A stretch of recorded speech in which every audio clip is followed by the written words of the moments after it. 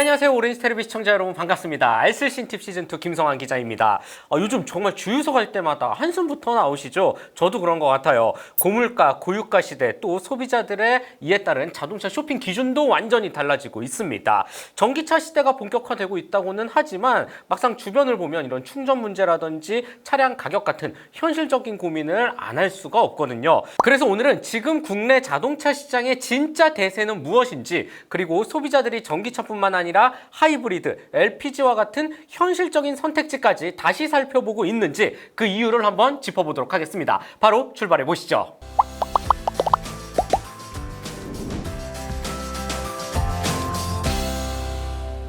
먼저 요즘 자동차를 고르는 기준부터 달라졌습니다. 예전에는 어떤 차가 더 잘 팔리느냐, 어떤 브랜드가 인기가 있느냐가 중요했다면 지금은 이야기가 조금 다릅니다. 소비자들이 내 경제 상황과 생활 패턴에 맞춰서 실제로 부담이 덜한 차가 무엇인지를 따지기 시작한 것인데요. 차값은 계속 오르고 기름값 부담도 더 커지고 이제 자동차 구매는 단순한 취향의 문제가 아니게 됐습니다. 그보다 더 현실적인 질문이 먼저 떠오르게 되는 것이죠. 가령 이 차의 한 달 유지비는 얼마나 들까? 아니면 기름값은 얼마나 나올까? 충전은 편리할까? 나중에 되팔았을 때 가격은 괜찮을까? 이런 것들이 하나하나 따지게 되는 것입니다. 그러니까 지금 자동차 시장의 흐름을 보려면 단순히 판매량만 봐서는 부족합니다. 소비자가 왜 그 차를 선택했는지, 그 안에 현실적인 계산이 들어갔는지를 같이 따져봐야 한다는 것입니다.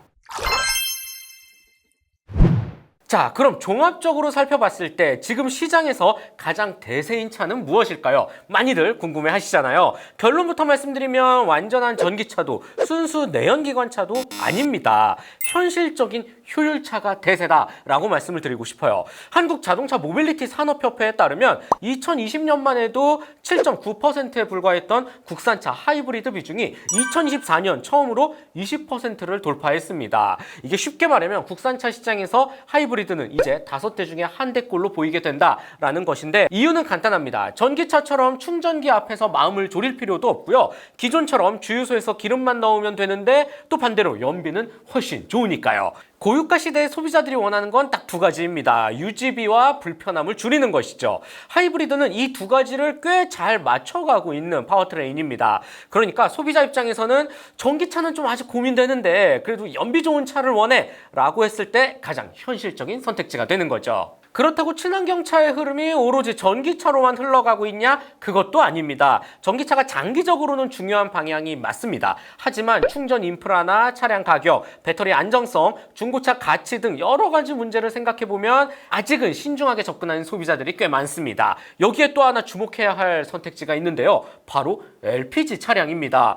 차량 초기 구매 가격 부담은 확실히 상대적으로 좀 낮고 연료비도 휘발유나 경유 대비 부담을 줄일 수도 있습니다. 게다가 전기차처럼 충전 환경에 크게 얽매이지도 않게 되죠. 그래서 이 가성비를 중요하게 보는 실속파 소비자들 또는 법인 차량 수요에서는 이 LPG가 다시 한번 검토할 만한 선택지로 떠오르고 있고 실제 판매량도 늘어나고 있습니다. 결국 지금 자동차 시장의 대세는 어느 한 특정 차종으로 국한되지 않습니다. 소비자가 체감할 수 있는 보다 현실적인, 효율적인 차가 시장의 중심으로 올라오고 있다라고 보면 될 것 같네요. 그럼 고유가는 소비자의 선택을 어떻게 바꿀까요? 기름값이 오르면 자동차 구매는 더 이상 취향이 아니라 철저한 경제적 판단 영역에 들어가게 됩니다. 그래서 앞서 말씀드린 것처럼 하이브리드와 LPG의 인기가 부각되는 것이고요. 그렇다고 전기차 시장이 끝났느냐? 또 그건 아닙니다. 전기차는 여전히 중요한 방향입니다. 메가 트렌드로는 꾸준히 올라갈 수밖에 없고, 다만 이제는 전기차니까 산다가 아니라 내 생활에 맞는 전기차인가를 따져보고 산다로 이해해 주시면 좋겠습니다. 충전 환경이 좋고 보급형 모델로 갈수록 가격 경쟁력이 좋아지고요. 실사용 편의성까지 개선된다면 전기차 수요는 다시 살아날 수 있습니다. 결국 수요가 전기차 하나로만 쏠리는 게 아니라 하이브리드는 편의성으로, LPG는 가성비로, 전기차는 충전 환경과 가격 조건이 맞는 소비자에게 이렇게 각각 선택받는 구조로 시장이 나뉘고 있는 것입니다.